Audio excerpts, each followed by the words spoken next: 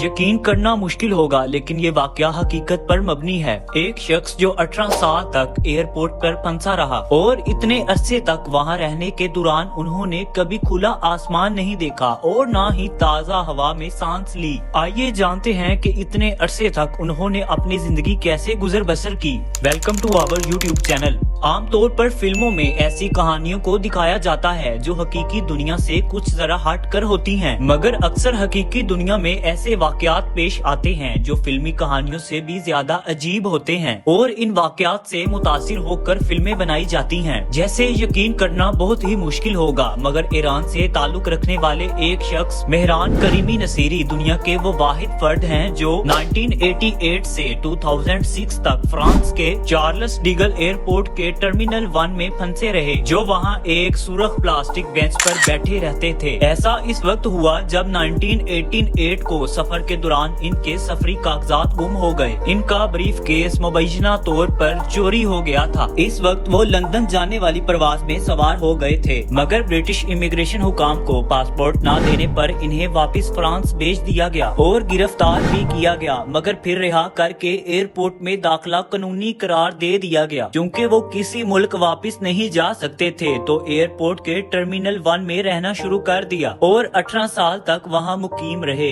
और जुलाई 2006 में बीमार होने पर वहां से बाहर निकले। बाद में वो एक होटल के करीब रहे, जबकि 2007 में उन्हों को एक मरकज मुंतकिल किया गया और 2008 से पेरिस के एक शेल्टर में मुकीम रहे। एयरपोर्ट में इतने बरसों तक क्याम के दौरान इन्हें सर एल्फ्रेड का निकनेम भी दिया गया। इसके साथ साथ आपको ये बात भी बताते चलें कि वो ज़हनी तौर पर इतने कमजोर हो गए थे कि हकीकी दुनिया से राब्ते के लिए भी तैयार नहीं होते। 1999 में इन्हें पनाह गुजरी के कागजात दिए जा रहे थे, मगर उन्होंने दस्तखत करने से इनकार कर दिया क्योंकि वो दस्तावेजात में अपना नाम सर एल्फ्रेड लिखवाना चाहते थे। इतने अरसे तक वहाँ रहने के दौरान उन्होंने कभी भी खुला आसमान नहीं देखा और न ही ताज़ा हवा में कभी सांस ली। इसी हैरानकुन वाक़े से मुतासिर होकर फिल्म दी टर्मिनल को तैयार किया गया। ये एक इंतहाई दिलचस्प फिल्म है जो बरसों तक एयरपोर्ट में फंसे रहने वाले एक शख्स की कहानी बयान करती है, जो तमाम तर रुकावटों पर काबू पाकर फतह पाने में कामयाब हुए। 2004 में रिलीज होने वाली इस फिल्म को अब भी देखा जाए तो देखने वाले मशहूर होकर रह जाते हैं और ये सबक मिलता है कि मुश्किलात में हार ना मानने वाले लोग ही अपनी जिंदगी में आगे बढ़ पाते हैं। अब इस फिल्म में कुछ ऐसे वाकयात पर नजर डालते हैं जो मेहरान करीमी नसीरी से मुतासिर होकर बनाई गई है। इस फिल्म में मशरकी यूरोप से ताल्लुक रखने वाले विक्टर नावर्स्काई इस वक्त न्यूयॉर्क के एयरपोर्ट में रिहाइश पर मजबूर हो जाते हैं जब इसके आबाई वतन में एक बगावत हो जाती है और इस मुल्क में जारी एयरपोर्ट्स अमेरिका में मुअत्तल हो जाते हैं। इसका हवाई टिकट छीन लिया जाता है और कोई चारा न होने पर विक्टर न्यूयॉर्क के John F Kennedy international airport के टर्मिनल में रहने पर मजबूर हो जाता है और जबकि इसके पास कोई भी सामान नहीं होता। वहाँ का